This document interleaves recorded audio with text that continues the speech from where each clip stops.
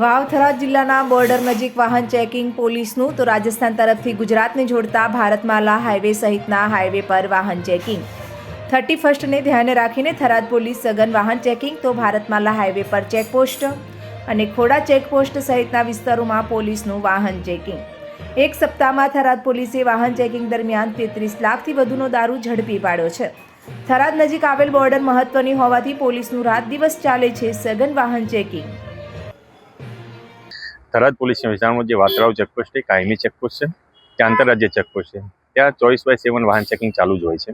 પરંતુ 31 ડિસેમ્બરને લઈને જે મહેરબાન પોલીસ અધિક્ષક સાહેબ શ્રી વાવ થરાદ ચિંતન દરિયા સાહેબની સૂચનાથી વધારાનો પોલીસ ફોર્સ ફાળવવામાં આવેલો છે અને સ્પેશિયલ 10 દિવસની ડ્રાઈવ આપવામાં આવેલી છે, જે અનુસંધાને તમામ ગાડીઓનું ઝીણવટપૂર્વક ચકાસણી થાય છે અને કોઈ પણ કેફી પદાર્થ, દારૂ, NDPS લગત કોઈ પણ ચીજ વસ્તુ કે આર્મ્સ એક્ટ લગતની કોઈ પણ વસ્તુ ગુજરાતમાં ન પ્રવેશે તેના માટે પૂરતી કાળજી રાખવામાં આવે છે।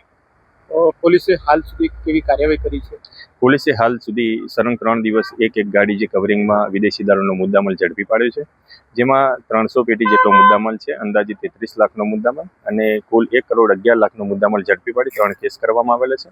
5 આરોપીની અટકાયત કરવામાં આવેલી છે। નંબર પ્લેટ અને બ્લેક ફિલ્મ પર પણ કાર્યવાહી થઈ રહી છે। હા, નંબર પ્લેટ અને જે નંબર પ્લેટ વિનાના વાહનો તેમજ બ્લેક ફિલ્મવાળા જે વાહનો છે તેના ઉપર આજે 101 વાહનોના કારાકાચ ઉતારવામાં આવેલા છે અને 15,000 રોકડ દંડ કરવામાં આવેલો છે, તેમજ 4 વાહનો ડિટેન કરવામાં આવેલા છે।